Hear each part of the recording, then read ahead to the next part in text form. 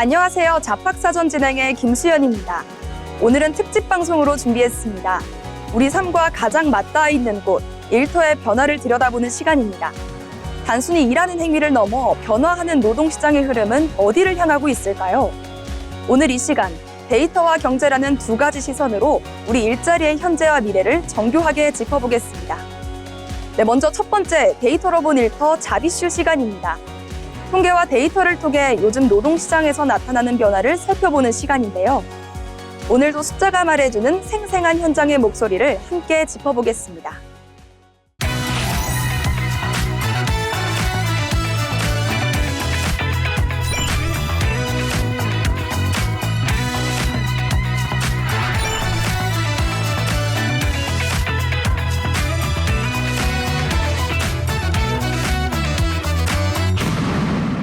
데이터로 본 일터, 잡 이슈 시간입니다.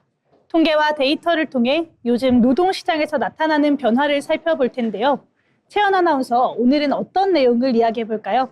네, 저는 이 요즘 직장인들 사이에서 유행하는 그런 이직 트렌드에 대해서 준비를 해봤는데요. 요즘 직장인들 사이에서 아니다 싶으면 빨리 나와야 한다라는 말 한 번쯤 들어보셨을 텐데요. 최근 일본에서는 입사 첫날 점심시간이 되자마자 퇴사를 결심하고 또 이를 대신 전달해주는 퇴직 대행 서비스를 이용하는 사례까지 나타나고 있습니다. 이직을 결정하는 속도가 점점 빨라지고 있는 건데요. 정말 입사 첫날에 퇴사를 한다니 예전과는 분위기가 정말 많이 달라진 것 같습니다. 네, 맞습니다. 실제로 사례를 살펴보면 더 극적인데요. 일본 아이치현의 한 퇴직 대행업체는 입사식 직후에 신입사원들로부터 퇴직 의뢰가 접수됐고요. 한 신입사원은 입사 당일 점심시간을 이용해서 퇴사 상담을 요청하고 메신저로 사직 의사를 전달한 뒤 곧바로 퇴사 절차를 밟은 걸로 확인됐습니다. 현지에서는 이런 현상을 배정 가차 혹은 상사 가차라는 표현으로 설명하고 있는데요. 어떤 부서에 배치될지 또 어떤 상사를 만나게 될지 운에 맡겨지고 있는 구조 속에서 기대와 다른 환경이 주어지면 바로 관계를 끊어버리는 선택을 한다는 겁니다. 네, 예전 같으면 조금 더 버티는 게 일반적이었을 텐데 확실히 기준이 많이 달라진 것 같네요. 네, 맞습니다. 이 현상을 단순히 참지 않는다라고 보기보다는 환경에 대한 기대치 자체가 달라졌다라고 볼 수 있는데요. 예를 들어서 체계적인 교육 없이 방치되거나 업무 방향이 명확하지 않은 경우 초기부터 이 조직은 아니다 하고 판단한 다음에 빠르게 이탈을 결정하게 되는 겁니다. 또 집단 식사 문화나 사소한 생활 방식의 차이처럼 예전에는 참고 넘겼던 요소들도 이제는 중요한 판단 기준이 되고 있습니다.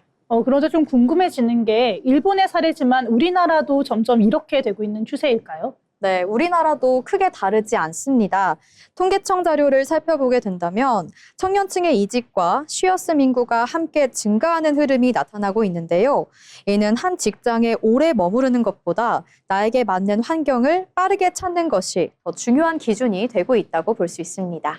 그럼 결국 버티는 것보다 맞는 곳을 찾는 게 더 중요해졌다고 볼 수 있겠네요. 네, 맞습니다. 특히 MZ세대는 근무 환경이나 조직 문화, 그리고 개인의 가치관까지 종합적으로 고려해서 아니다 싶으면 이동하는 선택을 하고 있습니다. 이제는 이직 자체가 부정적인 선택이 아니라 자기 커리어를 위한 하나의 전략으로 인식되고 있는 겁니다. 아무리 그래도 이런 상황이 계속되면 기업 입장에서는 부담스러울 것 같습니다. 네, 맞습니다. 그래서 저는 이 변화의 핵심을 속도라고 생각하는데요.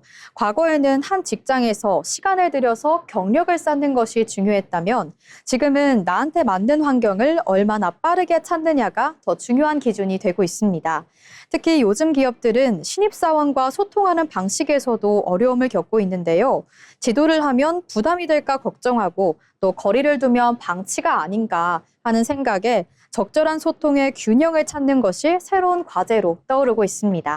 네, 기업도 역시 신입사원이 조직에 잘 적응할 수 있도록 교육과 소통 방식을 개선하는 노력이 필요해 보입니다. 네, 이제 일터는 단순히 오래 버티는 공간이 아니라 나에게 맞는 방향을 빠르게 찾아가는 과정으로 변하고 있습니다. 입사와 퇴사의 기준이 계속해서 달라지고 있는 요즘인데요. 그 흐름을 어떻게 받아들일지에 대한 고민도 함께 필요해 보입니다. 네, 퇴사가 점점 빨라지고 있는 요즘이죠. 하지만 나에게 맞는 길을 찾아 빠르게 결단하는 청년들의 마음 한편에도 적잖은 고민이 있었을 것 같습니다. 이렇게 서로의 다름을 좀 더 이해하고 조금 더 따뜻한 시선으로 이 일터의 변화를 받아들일 수 있어야 할 것 같습니다. 네, 그럼 다음으로 가은 아나운서와는 어떤 이야기 한번 나눠볼까요? 네, 요즘 산업 전반에서 가장 빠르게 확산되고 있는 변화 중에 하나가 바로 인공지능, 이 AI 기술인데요. 과거에는 사람이 직접 수행하던 업무를 이제는 AI가 대신 처리해주는 사례가 빠르게 늘어나고 있습니다. 예를 들어 고객 상담이나 번역, 또 문서 작성과 데이터 분석까지 AI가 수행하는 영역이 확대되고 있는데요. 이처럼 인공지능 기술이 노동시장에 직접적인 영향을 미치면서 일자리 구조에도 변화가 나타나고 있습니다. 오늘은 AI가 어떤 일자리를 변화시키고 있는지, 그리고 앞으로 노동시장이 어떤 방향으로 움직일지 이야기 나눠보겠습니다. 맞습니다. 요즘에 보면 AI가 글도 쓰고 또 영상도 만들잖아요. 이 보다 보니까 사람이 할 일이 줄어드는 게 아닌가 이런 생각도 좀 들 것 같더라고요. 네, 맞아요. 저도 그런 생각이 들었는데요. 진짜로 일자리가 줄어들고 있긴 한 건지, 진짜 줄어들고 있다면 얼만큼 줄어들고 있는지 궁금합니다. 네, 실제로 세계경제포럼 보고서를 보면 AI가 노동시장에 미치는 영향이 상당히 큰 것으로 나타나고 있는데요. 향후 5년 동안 약 9천만 개 이상의 일자리가 사라질 수 있지만 동시에 1억 개가 넘는 새로운 일자리가 만들어질 것으로 분석됐는데요. 또 전체 직무의 약 23%가 변화할 것으로 전망되면서 단순히 줄어드는 게 아니라 구조 자체가 바뀌는 흐름이 나타나고 있습니다. 이렇게 동시에 또 생겨나는 일자리도 있는 거군요. 그러면 생각보다는 일자리 감소보다는 일자리 이동에 가까운 느낌입니다. 맞아요. 사라지는 직업이 있는 만큼 또 새로 생기는 것도 있다는 게 그동안 생각과는 좀 다르다는 느낌이 드네요. 네, 맞습니다. AI로 인한 변화는 일자리의 감소보다는 이 재편에 가깝다고 볼 수 있겠는데요. 현재 AI 시대의 일자리는 크게 세 가지 유형으로 나눌 수 있습니다. 첫 번째는 자동화 위험 직무입니다. 반복적인 사무 업무나 또 단순 작업은 AI로 대체될 가능성이 높겠습니다. 두 번째는 협업형 직무입니다. AI를 활용해 업무 효율을 높이는 형태로 기획, 마케팅, 디자인 등 다양한 분야에서 나타나고 있습니다. 세 번째는 신생 직무입니다. AI 개발자, 데이터 분석과 프롬프트 엔지니어처럼 새롭게 등장한 직업군입니다. 이렇게 들어보니까 결국엔 AI를 잘 활용하는 사람이 더 유리해지는 구조다 이런 생각이 드는데요. 이제는 AI를 피하는 게 아니라 어떻게 쓰느냐가 더 중요한 것 같습니다. 네, 그게 중요한 포인트인데요. AI 시대에서는 단순 반복 업무보다는 창의성과 문제 해결 능력, 그리고 기술 활용 능력이 중요해지고 있는데요. 특히 AI를 도구로 활용할 수 있는 역량이 앞으로의 경쟁력을 좌우할 가능성이 큽니다. 다만 기술을 활용할 수 있는 사람과 그렇지 않은 사람 사이에서 격차가 벌어질 수 있다는 점도 함께 고려해야겠습니다. 네, 정말 이 기술을 얼마나 갖췄느냐가 앞으로 경쟁력을 좌우하는 요인이 될 것 같은데요. 그래서 더 빨리 배우고 또 빨리 일하는 게 중요해지는 것 같습니다. 네, 맞습니다. AI 확산은 단순한 기술 변화가 아니라 노동시장 구조 자체를 바꾸는 흐름이라고 볼 수 있겠는데요. 이렇게 앞으로는 하나의 직업에 머무르기보다 기술을 기반으로 다양한 역할을 수행하는 방향으로 일하는 방식이 변화할 가능성이 높아 보입니다. 네, 인공지능이 발달하면서 우리의 일자리가 점점 줄어드는 게 아닐까 이런 걱정이 정말 많았는데요. 하지만 사라지는 일자리 수만큼 새로운 기회도 크게 열린다고 하니까 괜히 마음이 좀 가벼워지는 것 같습니다. 이 기계가 결코 대신할 수 없는 나만의 무기가 무엇인지 한 번 더 고민해 보시면 좋을 것 같습니다. 지금까지 데이터로 본 일터 함께 이야기 나눠봤습니다.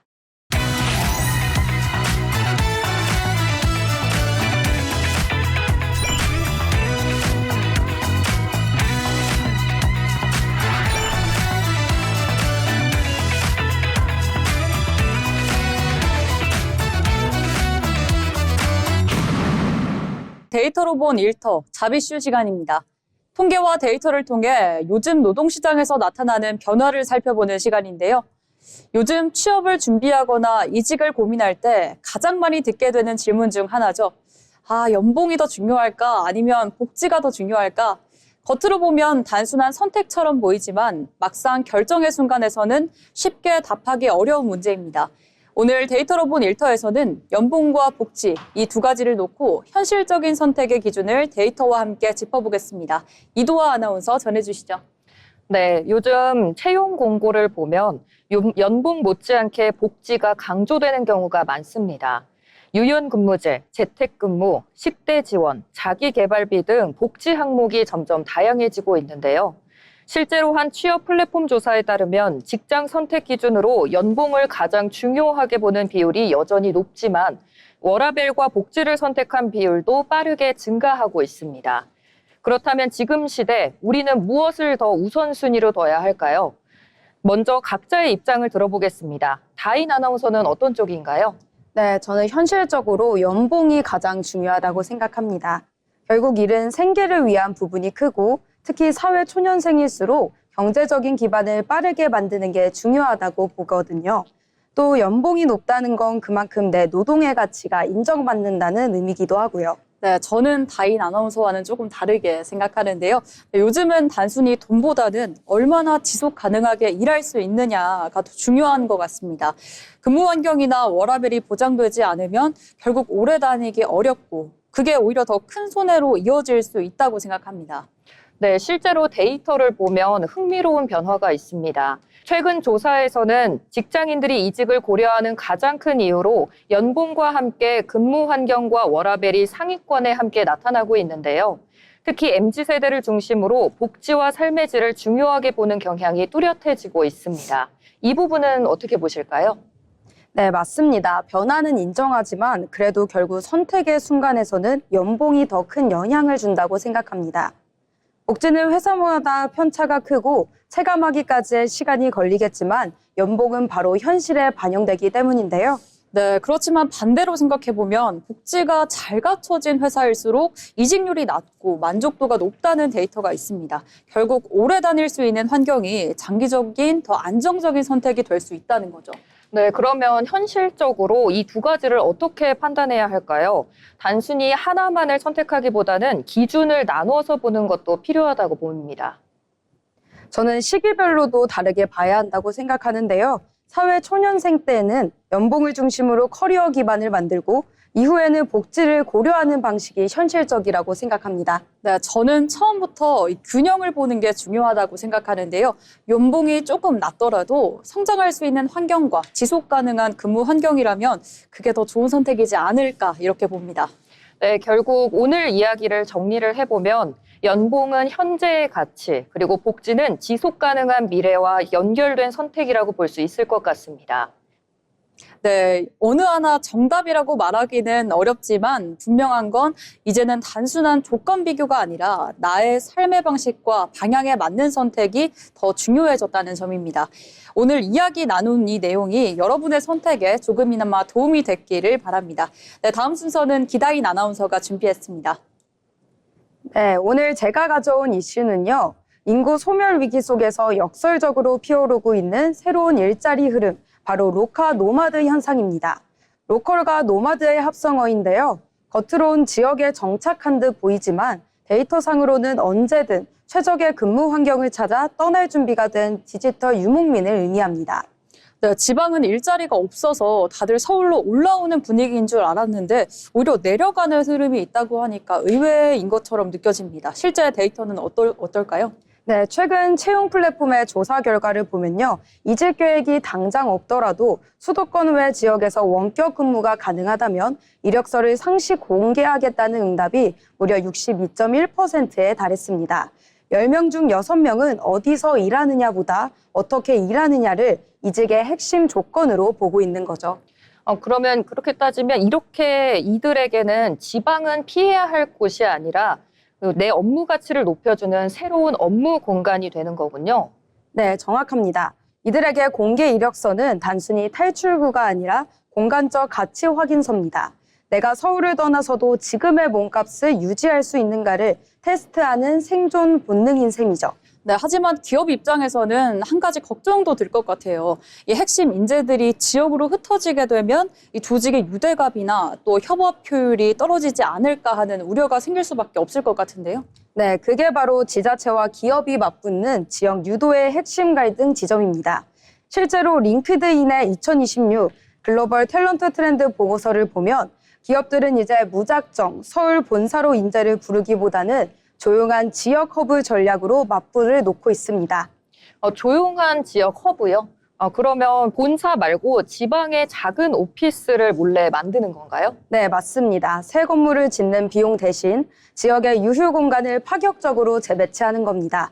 예를 들어 제주나 강원에 워케이션 센터를 만들고 너 여기서 프로젝트 성공시키면 네 가치를 증명한 걸로 인정해 줄게라며 사내에서 새로운 근무 형태를 제안하는 거죠. 네, 서울 밖으로 나가지 말고 우리 회사가 닦아놓은 지역 허브에서 일해라 이렇게 붙잡는 거네요. 실제로 이런 유연 근무가 인재 유지에 효과가 좋나요? 네, 수치가 말해줍니다. 링크드인 통계를 보면 지역 허브나 원격 근무 환경이 잘 갖춰진 기업의 직원들은 평균 5.4년을 근속합니다. 반면 무조건 서울 출근만 고집하는 곳은 평균 2.9년에 그쳤죠.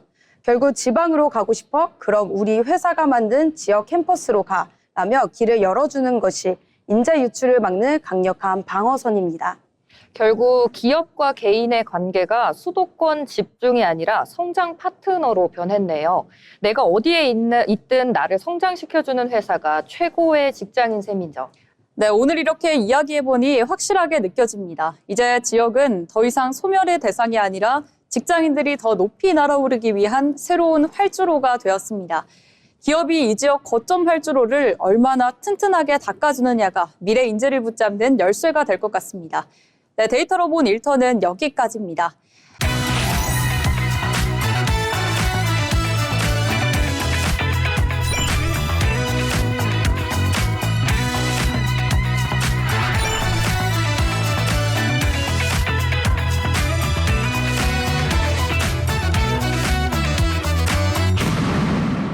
데이터로 본 일터도 함께 하시죠. 통계와 데이터를 통해서 요즘 노동시장에서 나타나는 변화를 함께 살펴보는 시간인데요.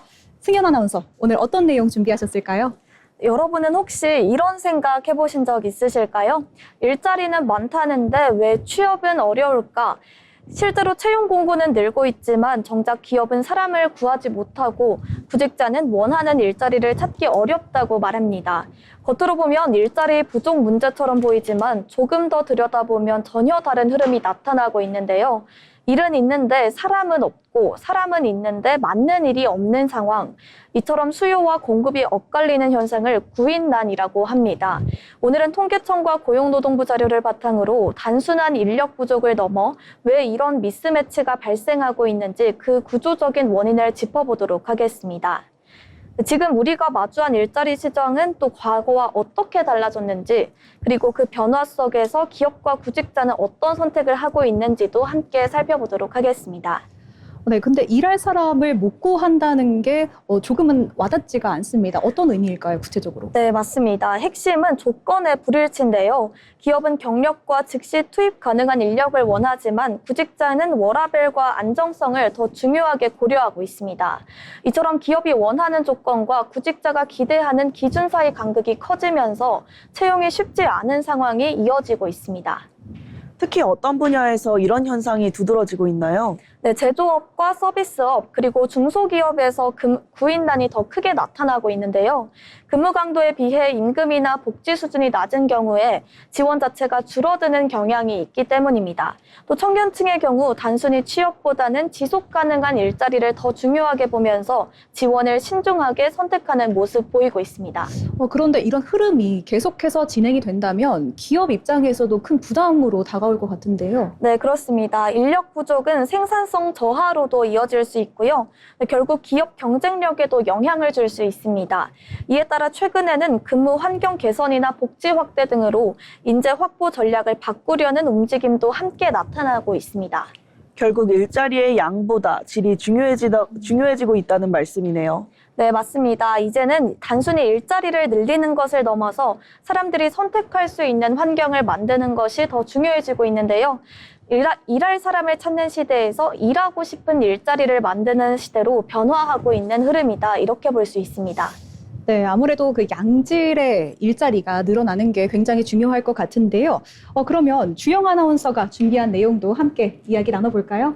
네, 오늘 제가 가져온 이슈는요. 최근 직장인들 사이에서 불고 있는 치열한 변화, 바로 레디코어 현상에 대해 이야기해 보려 합니다.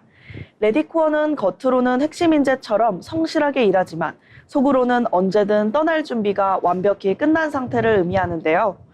최근 잡코리아와 알바몬이 직장인들을 대상으로 조사한 결과를 보면은요, 당장 이직 계획이 없더라도 채용 플랫폼에 자신의 이력서를 상시 공개로 해둔 직장인이 무려 61.1%에 달했습니다. 10명 중 6명이 넘는 수치죠. 62.1% 맞나요? 네, 맞습니다. 네, 62.1% 아무래도 이 기업 입장에서 보면은 성장의 발판까지 마련해 뒀는데 일종의 약간 서운함, 나아가도 배신감을 느낄 수도 있을 것 같은데요. 정작 그 결실을 보기도 전에 외부로 눈을 돌리는 모습이 좀 아쉬울 것 같은데. 경영진 입장에서는 그렇게 느낄 수도 있을 것 같은데요. 사실 구직자나 실무자들의 생각은 전혀 다릅니다. 이들에게 공개 이력서는 탈출구가 아니라 일종의 시장 가치 확인서거든요. 내가 지금 시장에서 얼마짜리 인재인가를 끊임없이 테스트하고 확인받고 싶어 하는 겁니다. 말씀을 듣고 나니까 이해가 되는데요. 요즘은 평생 직장이라는 개념은 없어진 상태잖아요. 회사가 나를 평생 책임져 주지 않는다라는 걸 너무 잘 아니까 스스로를 보호하려는 생존 본능이 아닐까 싶은데요. 네, 또 듣고 보니까 조금 쓸쓸한 마음이 들기도 합니다. 웃으면서 함께 또 아이디어를 의논하고 또 프로젝트를 진행하던 동료들이 밤에는 또 퇴근 후에는 다른 생각을 또 할 수 있다는 생각에 조금 서운할 것도 같아요. 그게 바로 조용한 이직의 핵심 갈등 지점입니다. 실제로 링크드인의 2026 글로벌 탤런트 트렌드 보고서를 보면 이런 현상 때문에 기업들이 엄청난 위기감을 느끼고 있는데요. 그래서 기업들도 이제는 무작정 잡기보다 조용한 채용으로 맞불을 놓고 있습니다. 조용한 채용이요? 그건 또 뭘까요? 몰래 사람을 뽑는 걸까요? 밖에서 사람을 뽑는 비용이 너무 많이 드니까 차라리 내부에 유능한 인재를 파격적으로 재배치하는 겁니다. 예를 들어 마케팅하던 분에게 너 AI 역량이 좋으니 아예 이쪽 팀장으로 가서 네 가치를 증명해봐라며 사내에서 새로운 커리어를 제안하는 거죠. 이미 많은 기업들이 이런 내부 인력 전환 배치를 선호하고 있습니다. 네, 그러니까 밖에서 찾지 말고 우리 회사 내부에서 있어줘. 우리가 그에 맞는 대우를 해줄게. 이렇게 이해가 되는데 그런데 여기 자료를 보니까 실제로 내부 이동이 있는 경우에 직원들이 훨씬 더 오래 다니네요. 맞습니다. 링크드인 통계를 보면 내부 이동이 활발한 기업의 직원들은 평균 5.4년 동안 회사를 다니는데요. 내부 이동 기회가 적은 곳들이 평균 2.9년을 다니는 것과 비교하면 그 차이가 꽤 큽니다. 결국 남의 회사 말고 우리 회사 안에서 다른 팀으로 이직의 길을 열어주는 게 조용한 이직을 막는 가장 강력한 방어선인 셈입니다. 이제 기업과 개인의 관계는 충성심이 아니라 철저한 성장 파트너 관계로 변화했습니다. 나를 성장시켜주지 못하는 회사는 언제든 떠난다는 개인과 떠나지 않게 끊임없이 새로운 기회를 던져줘야 하는 기업의 치열한 밀당 관계인 셈이죠. 네, 이야기를 듣다 보니 참 씁쓸하면서도 치열하다라는 생각이 드네요. 품속에 사직서를 품고 일하는 마음이 결코 가볍지는 않을 텐데 말이죠. 결국 우리가 원하는 건 단순히 높은 연봉이 아니라 내가 여기서 더 나은 사람이 될 수 있는가에 대한 확신인 것 같습니다. 네, 오늘 이야기를 해보니까 또 확실히 느껴집니다. 이 직장인들에게 회사는 더 이상 종착지가 아니라 내가 더 멀리 날아가기 위한 활주로 역할을 하고 있는 것 같은데요. 이 기업이 이 활주로를 얼마나 길고 또 튼튼하게 닦아주느냐가 인재를 붙잡는 열쇠가 될 것 같습니다. 서로의 가치를 인정하고 함께 성장하는 방법을 논의할 때가 아닌가 싶은데요. 네, 지금까지 데이터로 본 일터 김지영 아나운서 그리고 전승현 아나운서와 함께했습니다.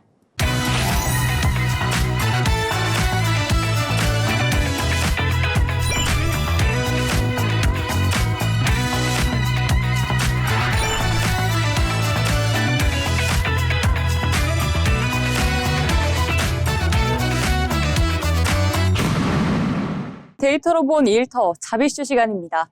통계와 데이터를 통해 요즘 노동시장에서 나타나는 변화를 살펴보는 시간인데요. 혜윤 아나운서, 오늘 어떤 일터의 데이터를 준비하셨을까요? 네, 오늘 제가 준비한 내용은요. 이 얼어붙은 건설 현장, 떠밀리듯 일터를 잃은 사람들의 이야기입니다.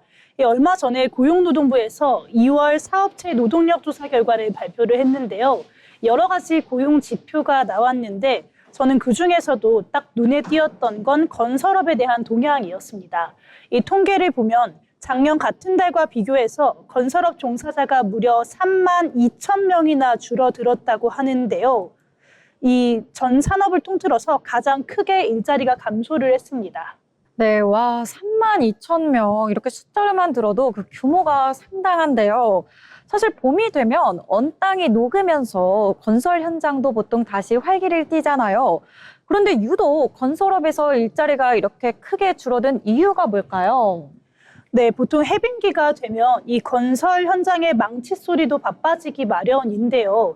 하지만 최근 계속되는 경기 침체와 또 고금리 여파로 인해서 새롭게 첫 삽을 뜨는 건설 현장 자체가 많이 줄어든 상황입니다. 그런데 이 수치에서 정말 뼈아픈 부분은 일자리가 줄어든 폭보다 일자리를 잃어버린 방식에 있었습니다. 네, 일자리를 잃는 방식이라면 스스로 그만둔 것이 아니라 타의로 그만둔 분들이 많다는 것인가요? 네, 맞습니다. 이 데이터를 보면 본인의 의지가 아니라 이 해고라던가 계약 만료 같이 어쩔 수 없이 일터를 떠난 비자발적 이직자가 건설업에서 14,000명 늘어났다고 합니다. 이 역시 전체 산업 중에서 가장 압도적인 증가폭이었는데요.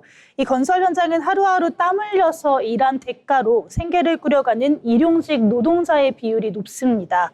비자발적 이직이 늘었다는 건 매일 아침 인력 시장에 나가도 공을 치고 돌아서는 분들이 그만큼 많아졌다는 뜻으로 볼 수 있겠습니다. 네, 비자발적이라는 단어가 굉장히 차갑게 들리는 것 같습니다. 스스로 원해서 퇴직을 한 게 아니라 생계를 유지하던 그동안의 일터를 하루아침에 잃었다는 뜻이잖아요. 여기서 또 보면 남겨진 가족들의 그 막막함이 얼마나 클지 간문도 안 됩니다. 네, 맞습니다. 분명히 일할 의지도 있고 또 오랜 기술력도 있는데 이 현장 문이 닫히면서 어쩔 수 없이 발길을 돌려야 되는 이러한 분들의 한숨이 그대로 수치로 나타나는데요. 이 문제는 밀려난 분들이 다시 일자리를 구하는 것도 쉽지 않다는 점입니다. 이렇게 나가는 문은 계속해서 넓어지고 있는데 새로 들어갈 수 있는 채용의 문이 더 굳게 닫히고 있습니다. 네, 일자리를 잃은 것도 서러운데 다시 일할 기회조차 줄어들고 있다는 게 참 엎친 데 덮친 격이네요. 채용 시장은 얼마나 얼어붙었을까요? 네, 일자리를 잃는 사람이 이렇게 급증하고 있는 반면에 건설업의 신규 채용은 오히려 1만 명 가까이 감소한 것으로 나타났습니다. 이 나가는 사람은 넘쳐나는데 새로 일할 사람 자리가 줄어들다 보니까 이 현장에서 밀려난 노동자들이 다시 돌아갈 곳이 없는 이 악순환이 계속해서 이어지고 있는 건데요. 이 생계해온 노동자들이 많은 건설업의 특성을 생각하면 아주 심각한 경고등이 켜진 상황입니다. 네, 이렇게 듣고 보니까 건설업이라는 하나의 산업 위기뿐만 아니라 또 그 안에서도 묵묵히 땀 흘리던 가장들의 위기가 느껴지는 것 같습니다. 그리고 서민 경제에도 꽤 타격이 클 것 같아요. 네, 정확히 짚어주셨는데요. 사실 건설업 같은 경우 다른 산업에 비해서 일자리 창출 효과가 굉장히 큽니다. 동네 식당이나 자재 업체같이 이 지역 경제와 체감 경기에 미치는 영향이 정말 절대적인데요. 건설업 고용 한파가 길어지게 된다면 이 서민 경제 전반이 차갑게 얼어붙을 수밖에 없는 상황입니다. 특히나 통계 수치가 떨어졌다고 분석하는 데 그쳐서는 안 되는 이유인데요. 이 현장에서 일자리를 잃은 분들이 다른 곳에서 경제 활동을 또 이어나갈 수 있도록 실질적인 보호 대책이 필요한 시점입니다. 네, 화창한 봄날 뒤에 가려진 이 건설 노동자들의 시린 어깨를 우리 사회가 어떻게 따뜻하게 감싸 안아줄 수 있을지 깊은 고민이 필요해 보입니다. 네, 이어서 예빈 아나운서, 다음 주제는 무엇일까요? 네, 오늘 저는 여성 경제 활동에 대해 이야기를 나눠보려고 합니다. 요즘 주변을 보면 결혼이나 출산 이후에도 계속 일을 이어가는 여성분들이 늘어났는데요. 과거에는 특정 시점에서 일을 그만두는 경우가 대부분이었다면 이제는 커리어를 유지하거나 또 짧은 휴식 후에 다시 이어가는 흐름이 늘어나고 있습니다. 이처럼 여성들의 일하는 방식이 달라지면서 노동시장에도 큰 변화가 나타나고 있는데요. 자, 그럼 여기서 먼저 우리 두 아나운서의 이야기를 한번 들어보려고 합니다. 두 분은 결혼 이후에 혹은 출산 이후에 일을 이어가는 것에 대해서 어떻게 생각하시나요? 저는 우선 개인적으로 정말 가능하다면 일을 계속해서 이어나가고 싶다라는 생각이 있거든요. 예전에는 결혼이나 출산이 하나의 경력 단절 사유로 꼽혔다면 지금은 그저 삶의 과정 중에 하나로 여겨지는 그런 인식이 더 강해지고 있는 것 같습니다. 그래서 물론 현실적으로는 쉽지 않은 부분도 정말 많겠지만 그래도 일을 계속하면서 나의 역할이라든지 자존감 그리고 정체성을 유지하는 것이 중요하다고 생각합니다. 네, 저도 사실 비슷하게 생각하는데요. 특히 요즘 주변을 보면 육아하면서도 일 병행하시는 분들 많아졌잖아요.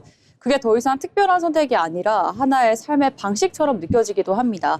다만 현실적으로는 일과 육아를 어떻게 균형 있게 가져갈지에 대한 그런 고민은 여전히 남아있는 것 같습니다. 네, 두 분 말씀처럼 정말 많은 여성분들이 계속해서 일을 하는 흐름이 이어지고 있는데요. 이제는 여기에서 일을 어떻게 지속할 것인가에 대한 더 중요한 고민이 나오고 있습니다. 그럼 이제 실제 데이터를 살펴보면서 더 깊게 이야기 나눠보겠습니다. 먼저 통계청 자료에 따르면 여성 경제활동 참여율은 2013년 50.3%에서 23년 55.6%까지 상승했습니다. 10년 사이에 약 5%포인트 증가한 건데요. 여기에서 또 여성 취업자 수는 약 184만 명 증가했고요.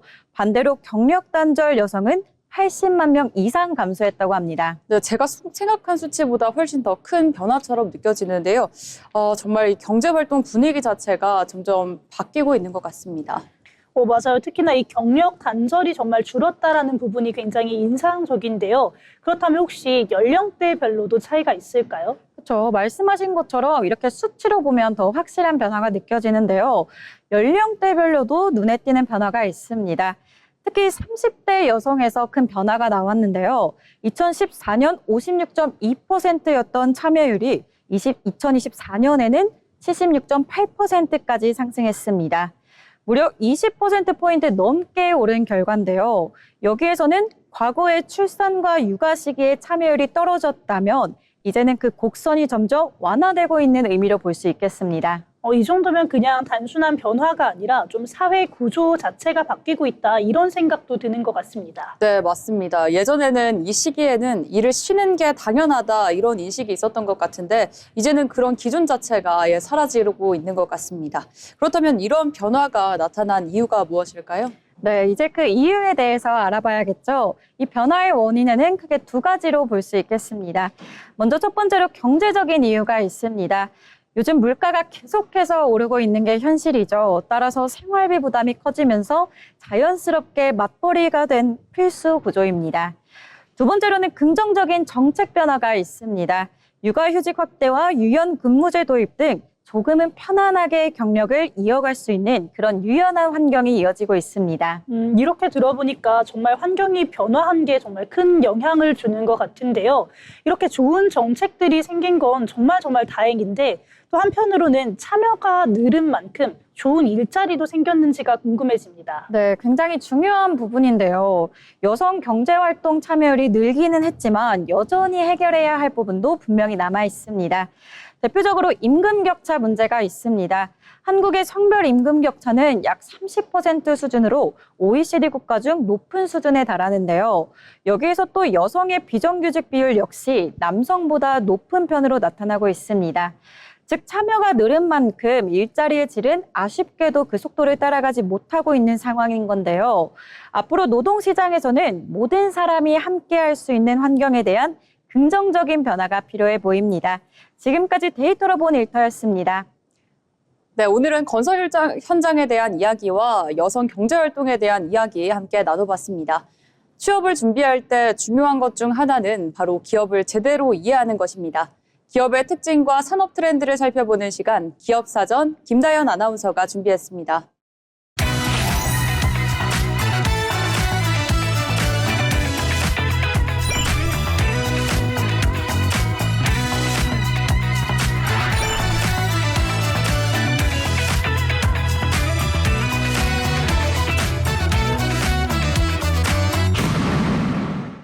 네, 다음으로는 경제로 보는 일터 시간인데요. 경제의 변화는 곧 일의 방식과 일자리의 모습에도 영향을 미치죠. 이번 시간에는 경제의 흐름을 통해 산업과 일터의 변화에 대해 알아보겠습니다. 함께 보고 오시죠. 네, 거대한 경제 흐름 속에서 우리의 일터를 조명하는 시간, 경제로 보는 일터입니다. 오늘은 생성형 AI가 화이트 칼라 일자리에 미치는 구체적이고도 파급 효과를 분석합니다. 골드만삭스는 AI가 전 세계 3억 개의 정규직 일자리에 영향을 미칠 것이며 특히 미국과 유럽 일터에서 수행되는 업무의 약 25%가 자동화될 것으로 전망했습니다. 타격의 중심은 사무직과 행정직 등 전통적인 화이트 칼라 직군입니다. 실제 기업들의 채용 동향에 수치적인 변화가 나타나고 있습니다. IBM은 인사와 재무 등 고객을 직접 대면하지 않는 백오피스 업무의 30%를 향후 5년 내 AI로 대체하겠다고 말했습니다. 이로 인해 약 7,800개의 일자리가 영향을 받으며 해당 부서의 신규 채용은 사실상 중단된 상태입니다. 방대한 데이터를 수집하고 분류하는 주니어급의 사무노동 수요가 가장 먼저 삭감되고 있습니다. 콘텐츠 기획 및 미디어 산업의 공정 역시 재편됐습니다. 과거 여러 명의 인력이 필요했던 영상 제작은 1인 체제로 압축되고 있습니다. 챗 GPT로 대본을 추출하고 AI 가상 캐릭터를 활용해 유튜브 쇼폼 영상을 대량 생산하는 시스템이 구축됐습니다. 최근에는 개인용 맥 미니 같은 소형 PC 환경에서도 오픈 클로즈 등의 AI 모델을 지속적으로 구동할 수 있는 환경이 마련되면서 단순 영상 편집자와 일러스트레이터의 외주 작업량이 시장에서 급감하는 추세입니다. IT와 이공계 전문 연구 인력의 채용 기준도 달라졌는데요. 마이크로소프트의 연구에 따르면 GitHub 코파일럿 등 AI 보조 도구를 사용한 개발자의 코딩 속도는 55% 향상됐습니다. 이에 따라 IT 기업들은 단수 코딩을 담당하는 신입 개발자 채용을 대폭 줄였습니다. 또한 계산 나노광학 분야의 복잡한 광학 시뮬레이션이나 스마트 보안 영역의 암호학 알고리즘 검증 과정에서도 AI가 기초 연산과 변수 분석을 직접 수행하면서 보조 연구원들의 실무 비중이 빠르게 축소되고 있습니다. 채용 시장의 핵심 평가 지표는 지식의 암기에서 프롬프트 엔지니어링과 검증 역량으로 이동했습니다. AI 모델에 정확한 데이터를 입력해 최적의 결과값을 도출하는 능력, 그리고 AI가 작성한 코드에 시스템적 오류나 보안 취약점을 찾아내 아키텍처를 재설계하는 역량이 필수적입니다. AI 툴 활용 능력이 곧 직무 생산성 및 개인의 연봉과 직결되는 구조가 자리 잡았습니다. 노동시장의 양극화는 수치로 가시화될 전망입니다. AI를 실무 도구로 도입해 1인당 생산성을 극대화한 인력과 단수 반목 업무에 머무는 인력 간의 임금 격차가 확대되고 있습니다. 화려한 자격증이나 과거의 지식에만 의존하는 전문직의 직업 안정성이 크게 하락했습니다. 단순 연산과 데이터 정리는 AI 영역으로 완전히 넘어갔습니다. 결국 앞으로의 인재는 AI가 처리한 데이터를 바탕으로 기업의 최종 전략을 기획하고 알고리즘의 기술적 허점과 윤리적 문제를 책임지는 종합적 판단 능력을 갖추어야 합니다. 일터의 생산성 혁명 속에서 각 직무의 근본적인 체질 개선이 필요한 시점입니다. 지금까지 경제로 보는 일터였습니다.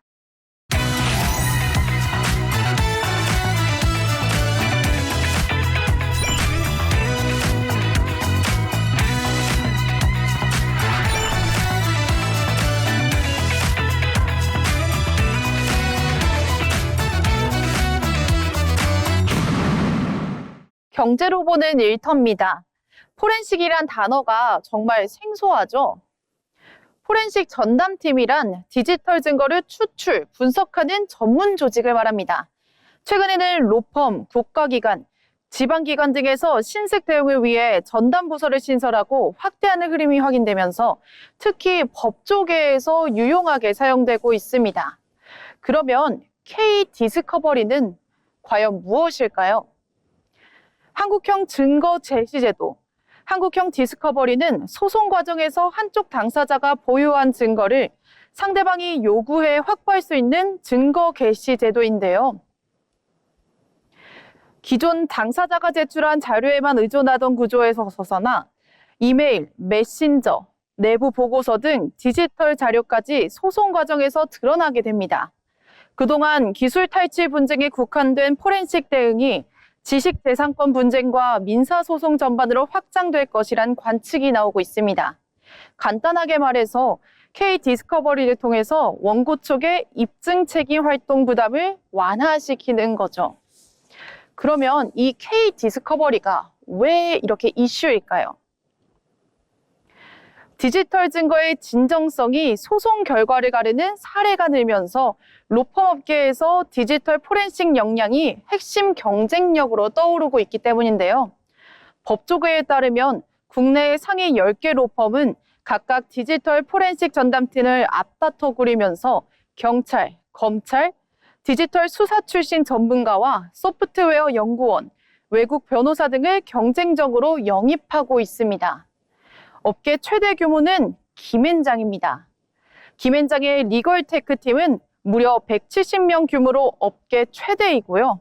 태평양 BKL 디지털 포렌식 센터는 해킹 사건은 대응을 위한 데이터 로그 분석 역량을 앞세우고 있습니다.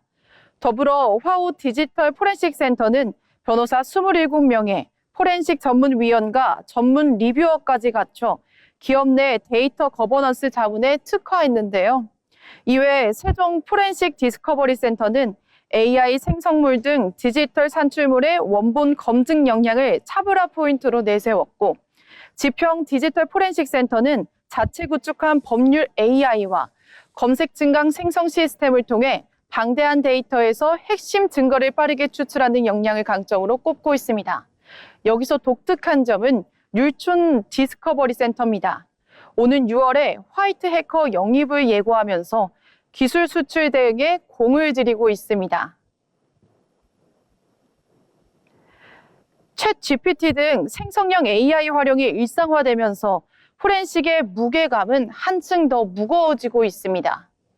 한국형 디스커버리 제도 도입이 가시화한 데다가 생성형 인공지능 활용이 일반화하면서 기업과 로펌 모두 데이터 기반 분쟁 대응 체계를 재구성하고 있는데요. 인공지능 활용을 기술 그리고 로펌까지 스며드는 시간.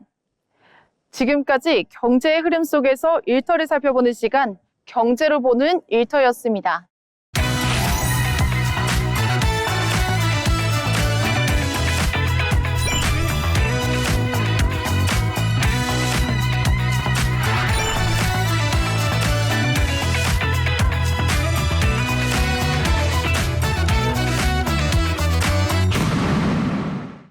거대한 경제 흐름 속에서 우리의 일터를 조명하는 시간, 경제의 일터 시간입니다. 네, AI 시대가 다가오면 일자리가 줄어든다고 합니다. 그 이유는 AI가 대체할 수 있는 일들이 많아지기 때문인데요. 그런데 최근 분석에서는 AI가 일자리를 줄어들게 하는 게 아니라 일의 구조를 재편하게 만든다라고 말했습니다. 그러니까 어떤 직업이 사라지느냐 보다도 어떤 역할이 더 가치 있어지느냐가 더 중요해진다는 거죠. AI는 명령으로 움직이게 됩니다. 그렇기 때문에 반복하는 업무, 또 시간을 필요로 하는 업무보다도 더 이상 사람이 할 필요가 있는 업무가 더 중요해진다는 말이 되겠습니다. 경제 구조 자체가 더 이상 일을 열심히 잘하는 사람보다 이 문제 해결 능력을 가지고 있는 사람, 또 일을 잘 설계할 수 있는 사람을 더 높은 가치로 평가하게 된 겁니다. 기업 입장에서는 이미 정해진 일을 잘 수행하는 사람보다도 어떤 일을 해야 하는지 정확히 알고 또 그 구조를 설계할 수 있는 사람을 선호하게 될 겁니다. 실제로 기업들은 이런 사람을 채용하게 되는 그런 흐름을 보이고 있는데요. 또 콘텐츠나 마케팅, 기획 분야에서도 마찬가지입니다. 같은 콘텐츠를 기획하더라도 무엇을 만들지 결정하는 사람을 더 선호하게 되는 경향입니다. 이 변화는 최근 대학교 전공선호에서도 나타나게 되는데요. 문제를 정의하고 또 방향을 설계하는 그런 인재를 선호하고 있습니다. 인문과 데이터가 결합된 융합 전공이나 문제 해결 능력을 위한 철학이 또 문과 계열이 떠오르고 있는 상황인데요. 결국 특정 기술 자체보다 상황을 해석하고 또 정의하는 그런 전공이 중요해지고 있는 흐름입니다. 결국 지금의 변화는 직업의 변화가 아닌 인간의 역할이 또 수행해서 실제로 더 이동하고 있는 변화라고 볼 수 있습니다. 경제의 변화는 우리에게 새로운 기준을 제시해주고 있습니다. 얼마나 많이 일하느냐가 아니라 어떤 일을 만들어낼 수 있는가, 또 변화하는 경제 흐름에서 이제 중요한 질문은 어디에 취업할 것인가가 아니라 어떤 역할을 수행할 수 있는 사람인가에 더 초점을 맞춰야 할 때인 것 같습니다. 지금까지 경제 일터 시간이었습니다.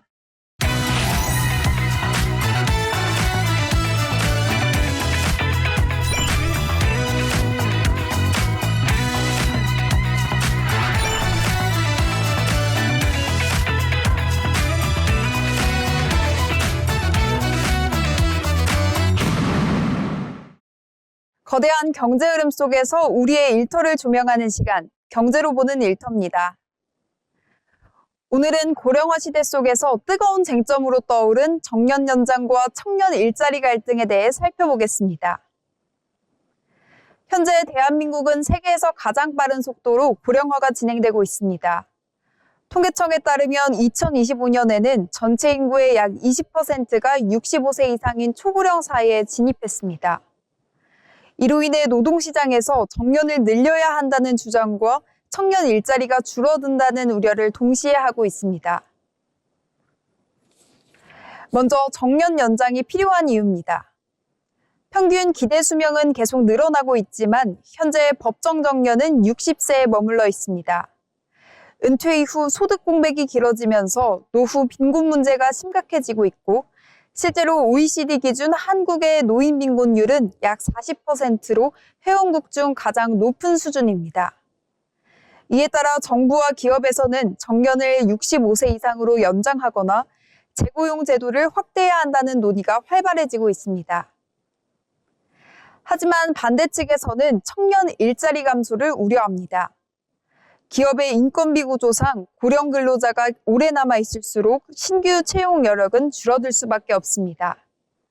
특히 공기업이나 대기업처럼 정원의 제한된 구조에서 정년 연장이 곧 채용 축소로 이어질 가능성이 있기 때문인데요.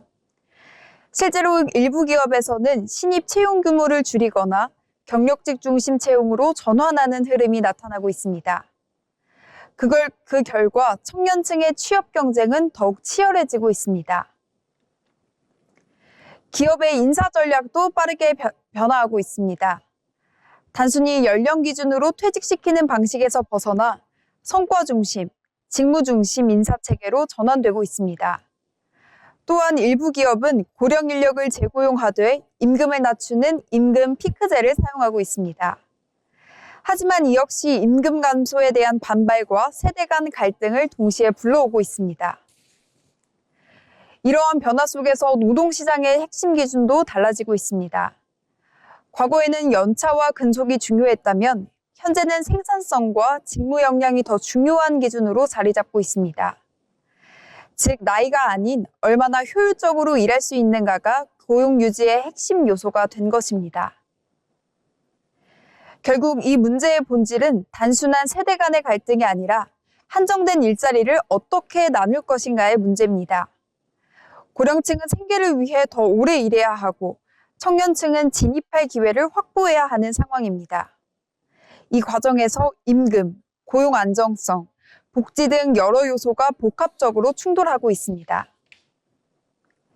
결국 해법은 단순한 정년 연장이 아니라 노동시장 구조 자체의 재설계에 있습니다. 고령층에게는 지속 가능한 일자리를, 청년층에게는 새로운 기회를 제공하는 균형 잡힌 정책이 필요합니다. 앞으로의 일터는 세대 간 경쟁이 아닌 공존구조로 전환되어야 할 시점입니다. 지금까지 경제로 보는 일터였습니다. 네, 오늘 준비한 소식은 여기까지입니다. 오늘 잡학사전 특집에서는 정교한 데이터와 경제의 흐름까지 우리 일터의 지형도가 어떻게 바뀌고 있는지 입체적으로 짚어봤습니다. 숫자 이면의 신호를 포착하는 것이 더 나은 내일을 준비하는 시작일 것입니다. 오늘 나눈 인사이트가 여러분의 미래에 의미 있는 이정표가 되었기를 바랍니다. 저희는 다음 이 시간 더 깊이 있는 정보로 찾아뵙겠습니다. 시청해주신 여러분 고맙습니다.